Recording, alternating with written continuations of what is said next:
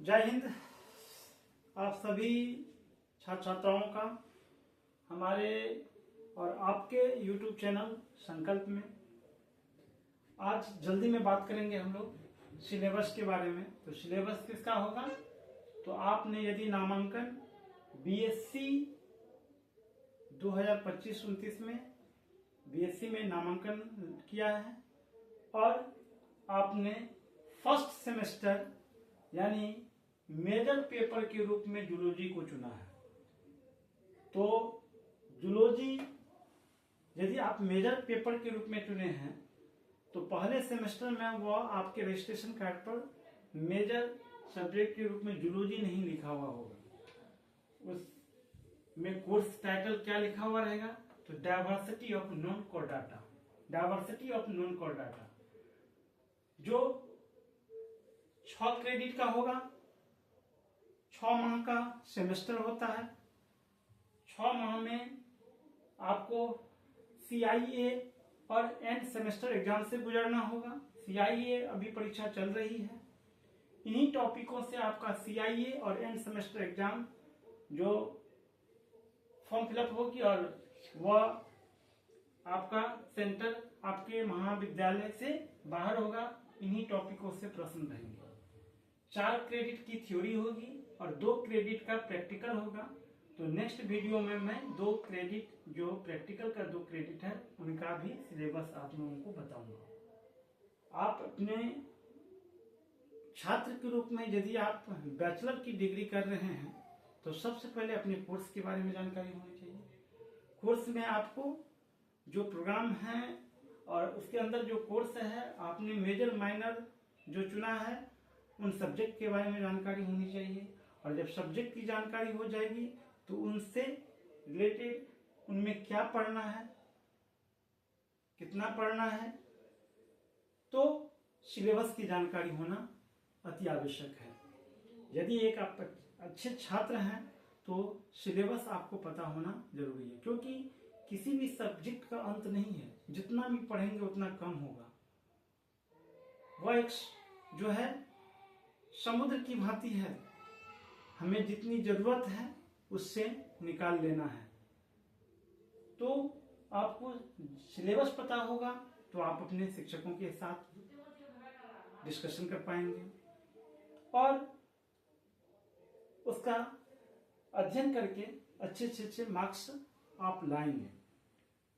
तो हम आज बात करेंगे आपको मेजर सब्जेक्ट रूप में आप जूलॉजी के छात्र छात्राएं हैं और आपने CBCS का कोर्स चुना है जो 4 वर्ष का है। आपने BSc प्रोग्राम कर रहे हैं तो आप जूलॉजी में फर्स्ट सेमेस्टर मेजर पेपर का फर्स्ट सेमेस्टर का आप diversity of non core data जो कोर्स का टाइटल है फर्स्ट सेमेस्टर का जूलॉजी का, उसमें कौन सा टॉपिक को आपको कवर करना होगा मैं बताऊंगा। आप वीडियो को पॉज करके या मेरे साथ इन टॉपिकों को वीडियो को देखते हुए आप लिख भी सकते हैं और अपने कॉलेज में अपने शिक्षकों से इन पर आप अध्ययन करके नोट्स वगैरह तैयार कर सकते हैं। और मार्केट में भी हिंदी और इंग्लिश माध्यम में बहुत सारे स्टडी मटेरियल हैं, वहां से प्राप्त करके आप अच्छी तैयारी कर सकते हैं। तो 4 यूनिट को आपको पढ़ना है। 4 यूनिट में आपको किन किन टॉपिकों को ध्यान में रखना है तो मैं जल्दी से आप लोगों को बता देता हूं।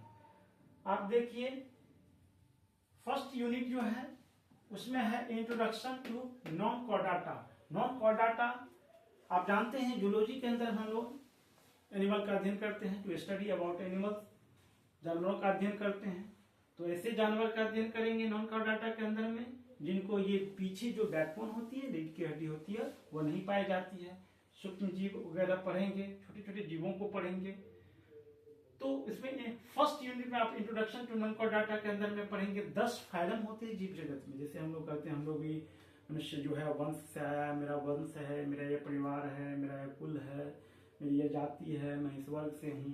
तो उसी प्रकार जीव जगत को भी 10 फाइलम संघ में बांटा गया है। उस 10 फाइलम का नाम है, उसका आपको सामान्य विशेषताएं और आपका वर्गीकरण आपको पढ़ना होगा, जिसमें आपको प्रोटोजोआ है, पोरिफेरा है, निडारिया है, टिनोफोरा है, प्लेटीहेलमिंथस है, निमेंथलमिंथस है, एनेडिलिया है, आर्थ्रोपोडा है, मोलस्का है और इकाइनोडर्माटा है। इन 10 फाइलमों का आपको अध्ययन करना होगा। इनके अंदर अब इन फाइलमों के अंदर पाए जाने वाले जीवों का अध्ययन करेंगे स्पेशल। अब नेक्स्ट दूसरा यूनिट में आपको पढ़ना है प्रोटोजोआ के अंदर में structure and life cycle of paramecium, plasmodium, entamoeba histolytica, trypanosoma, L donovani, leishmania donovani. ये प्रोटोजोआ के जीव हैं। इनका आप जो है संरचना और जीवन चक्र पढ़ेंगे। इसी के अंदर में दूसरे यूनिट में पोरीफेरा पढ़ना है spicules and canal system in sponges, affinities of the phylum. इसका क्या लगाव है इन जीवों का पोरीफेरा संघ से, यह अध्ययन करेंगे। और तीसरे यूनिट में इसी प्रकार पढ़ेंगे निडारिया का structure and life cycle of obelia और ऑरेलिया। ओवेलिया और ऑरेलिया का स्ट्रक्चर और लाइफ साइकिल पढ़ना है। टिनोफोरा के अंदर में पढ़ना है आपको general organisation of hormiphora, general organisation hormiphora. और इसी यूनिट में आपको प्लेटीहेलमिंथस एंड निमेंथलमिंथस क्या structure and life cycle of fasciola hepatica, taenia, solium, ascaris, lumbricoides. ये ऐसे जीव होते हैं जो मानव में जब प्रवेश करते हैं के बॉडी में तो बहुत सारे रोगों को उत्पन्न करते हैं। प्लेटीहेलमिंथस इसका शरीर चौड़ा होता है, चकता होता है। और आप यहाँ प्रोटोजोआ देख लीजिए एक चीज, तो ये ऐसा है कि ये दुनिया का, इस धरती पर जो पहला जीव माना जाता है वो प्रोटोजोन है, प्रोटोजोआ है। प्लेटीहेलमिंथस चौथे यूनिट में आप पढ़ेंगे एनेलिडा के अंदर में अर्थवर्म, केचुआ, लीच, जोक का हम लोग पढ़ेंगे स्ट्रक्चर, लोकोमोशन, कैसे वह मूव करता है, किस प्रकार की संरचना होती है। पूरे एलिमेंट्री कैनाल को पढ़ेंगे, इसके बॉडी पार्ट्स में एलिमेंट्री कैनाल को पढ़ेंगे। रिप्रोडक्शन, अपनी संख्या को कैसे बढ़ाते हैं, प्रजनन को पढ़ेंगे। चौथे यूनिट में ही पढ़ेंगे हम लोग आर्थ्रोपोडा। आप पूरे जीव जगत में एक जीएस बनता है यहाँ पर, पूरे जीव जगत में आर्थ्रोपोडा सबसे बड़ा संघ है, क्योंकि इसमें लगभग 10 लाख प्रजाति स्पेसीज जीव पाए जाते हैं। उसके अंदर में हम लोग peripatus, adaptive variations in insect mouth parts पढ़ेंगे। और मोलस्का के अंदर में आपको पढ़ना है स्ट्रक्चर एंड लाइफ साइकिल किसका, structure and life cycle of unio, pila, torsion and detorsion in Gastropoda.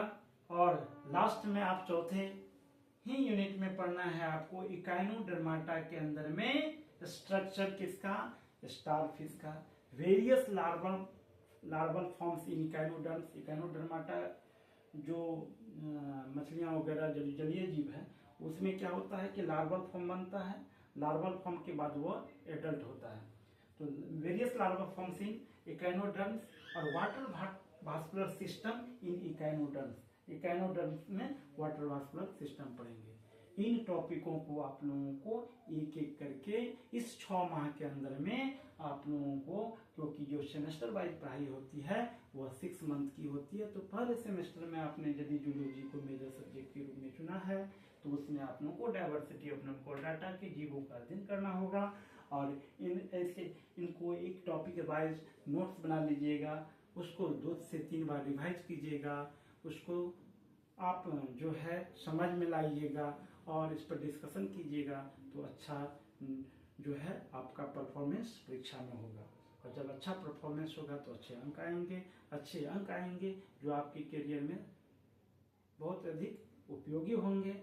तो आप ऊर्जावान हैं। इस अवस्था में जो बच्चे होते हैं काफ़ी एनर्जी होती है, उस एनर्जी का आपको सकारात्मक चीज़ों में प्रयोग करना है और अपना जो लक्ष्य निर्धारित किए हैं उसमें आगे बढ़ना है। इसी प्रकार की जानकारी को मैं आपके समक्ष लाता रहूं। इसके लिए क्या करना होगा आपको, अपने दोस्तों के साथ में, चाहे वो जूलॉजी के छात्र हों या ना हो, वो किसी भी स्ट्रीम के छात्र हों, किसी भी सब्जेक्ट की पढ़ाई करते हों, कंपटीशन के छात्र हों, तो अपने दोस्तों के पास हमारे इस चैनल को आप शेयर कीजिए, सब्सक्राइब कर लीजिए और उस पर कमेंट के माध्यम से आप हमें ये भी बताइए कि हम अपने वीडियो में अपने जो भी कमियां हैं या क्या मैं सुधार कर सकता हूं या क्या चीज़ आपको अच्छा लगा, कमेंट करके बताइए, जो मैं आपको नेक्स्ट वीडियो में उनका ध्यान रखूंगा। और अधिक से अधिक सब्सक्राइब कीजिए, शेयर कीजिए और ऑल नोटिफिकेशन के बेल आइकन को दबाइए, और जिससे मैं आपके समक्ष इन शिक्षाप्रद जानकारियों को लाता रहूं।